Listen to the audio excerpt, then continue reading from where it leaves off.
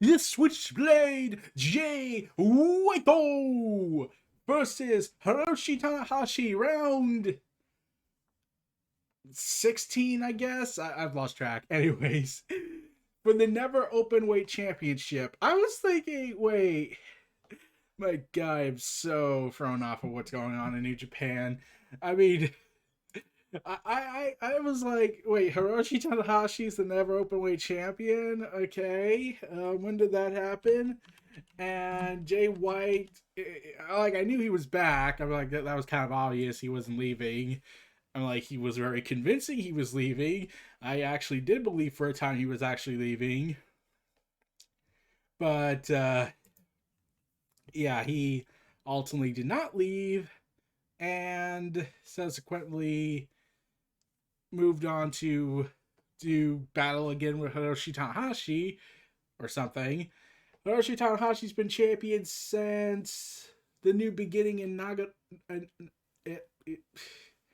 Oh God, I can't pronounce these names. Sorry.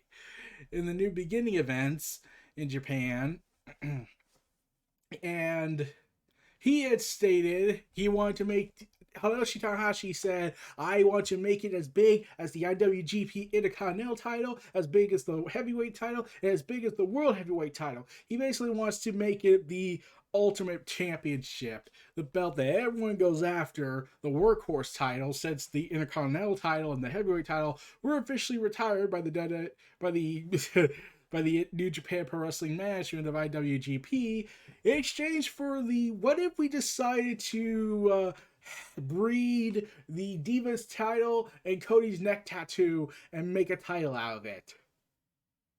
Oh God, that oh God. And then because we hate Coda for some reason out of nowhere, we're gonna give it to the guy who's a horrible person. Because that's the guy we want to represent our company. So yeah. I always looked at the Never Openweight title like, despite the huge amount of matches it's had, I kept looking at it more like, isn't it the Hiroki Goto belt? Because every time when I've watched New Japan, it's mostly been in Hiroki Goto's hands, and just saying his name sounds badass. So you can take of that what you will. Like, here's the thing with the IWGP US belt still in AEW control, with the Impact Tag Team belts under New Japan control, and subsequently the TNA Unified and Impact World Championships under the AEW brand control. It's sort of like, okay, we take one of theirs, we take one of theirs, the morgue. They take one of us down, we send one of theirs, the morgue, essentially. And I am just wondering this question. Why does Jay White want this belt? I'm like, besides him hating Hiroshi Tanahashi since his first encounter with him ended in a loss. Well, I found out I had to do some research on this because I have not kept track of what's going on in New Japan unless I specifically look it up. Uh, Jay White, wants to claim his title shot as he looks to be the first man to be the quadruple crown champ, heavyweight, IC, US, and never. And I'm still baffled what the heck never is. I kept thinking never was a different wrestling promotion. In fact, let me just double check on that. Uh, yeah, it was a series of professional wrestling events that New Japan Pro Wrestling started, but uh, I just still don't get it. Anyway, so yeah, then I remember there's the Never Openweight 6-man tag team belts, which I still am confused about. Now being held by Hiroki Goto. So, yeah. So, the thing about this match with Hiroshi Tanahashi and Jay White, I can't believe I'm going to say this. I don't get why this was 39 minutes long. I really don't. Like, this is a match that could have easily been compressed to 25 minutes. Like, I know New Japan has this shtick to them since Gato took over stuff that they have to do these super long matches, and do matches with Okada at front and center even when he's not the champion, because we gotta be confusing. I just felt like, man, this match is so long and they keep working the legs, and I'm still iffy on that. Like I get why Jay White goes after Hiroshi Tanahashi's legs, because he has a history of leg issues, of injuries there. So okay, fine, it made sense. But like, did they had to do it so many times to the point that it was like, this is your version of a hammerlock or chin lock or just any lock in WWE? Like, well, oh man. So it just bugged me a little bit how this match just bloated itself up, and then they do this gentleman's agreement thing, and I'm just like, come on, you're really believing Jay White? Oh, he's gonna dodge it in like 2 minutes. Oh look, I predicted that was correct. He broke it in 2 minutes, and yeah, I don't. And then but first they did this ab comparison shot, and I don't know why. It just felt like this match was a little lifeless. I think that has to do with the crowd just not being there, because the pandemic's still pretty bad in Japan. They even went and declared a state of emergency again. So New Japan had canceled several events they were planning to do. So I get a feeling like, due to all this stuff, like, Japan is like, okay, we still have a business to run. We still need to do it. We need to do all the precautions. We need to do limited attendance and whatnot. So I get that. But this is like the first time I watched a match in New Japan since Okada versus Osprey at Wrestle Kingdom this year. The one at Wrestle Kingdom felt more alive. This one felt very, very, very dead. Like, yeah, there was a crowd. They were clearly trying to make this match more fiery than it should have been, but it just wasn't there for me. That's honestly disappointing, because these are two awesome performers. Jay White, being just as being a great wrestler, and yeah, it just bugged me that this happened, because it I don't know. It just was a struggle a little bit at times, especially, like I said, this is a 39-minute match, and I'm still baffled by how come they took that long with it. I mean, 39 minutes and 1 second. I oh God. So I felt like this match really should have been chopped down by a chunk by 25 minutes. Like, I kept thinking it could have ended there at 25 minutes. Like, Jay White won, and he gets on the mic, he cuts his promo, the usual shtick you get, and how he's the last rock and roller, baby, because Prince Devitt's dead to them. And then he goes ahead and makes this Pro Wrestling Share Universe connective thread where he claims, where he calls out, where he doesn't say his name, but we know who he's talking about, where he calls out Kenny Omega, calling himself, I am the real bell collector. Okay, Jay White, you want to say you're the bell collector? You haven't held 2 titles. Kenny Omega is holding 3. 4 if you count the Impact's TNA title. He is Kenny 4 belts. He's holding 4 titles simultaneously. Jay White has not held 4 titles at once. Like, let's be real, he could beat him there, and that would be it. That's it. That Jay White's dead. He couldn't win that, because he's won all the 4 major titles in IWGP wrestling. But let's be real, he did not hold them all at once. If he did, that would be a freaking miracle. He's tried so hard to get to be double champ and has failed every time. And yeah.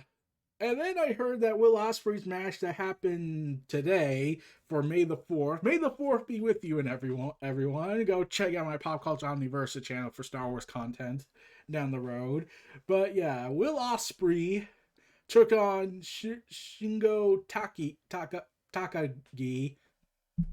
for over 45 minutes. Like, it just feels like New Japan decide to bloat their big main events more so, and with the lack of crowd, it starts to feel a little sluggish at times. Like, I kept having to take breaks, like, oh god. Like, I don't want to be that guy. I don't hate New Japan. I love it. I love the talent involved. I love Jay White. I love Hiroshi Tanahashi. They have excellent chemistry. I love a lot of the talent, except Will Ospreay. I'm like, despite his awesome abilities in the ring, he is a horrible person from what everything has been coming out about him. Yeah. And it's just like, man, I don't know why New Japan management is ignoring this. This is such a WWE move. Anyways, I'm just wondering why this got so bloated and why did it feel sluggish. It felt very sluggish to me. Like, it kept feeling more like a chore at times because I was like, okay, you're like 15 to 20 minutes way past overtime for me. Can we finish this matchup? And like, it really should have been 25 minutes. I feel like it should have been appropriate for 25 minutes. And I don't want to discredit the openweight title, but every time I saw the Never Openweight title, I was like, okay, maybe if they can maybe they built it up to be the B title, the workhorse title, because when I think of the Never Openweight title, I thought it was the C-listed title.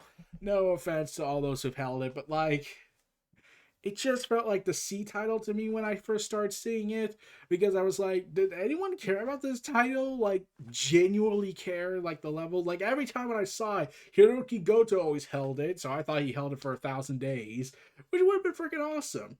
Honestly, it would have given it prestige and made me actually care, but he did. It turns out I just conveniently dropped in and dropped out every time when he was the champ, or when Kenta was champ, which was an awesome match though.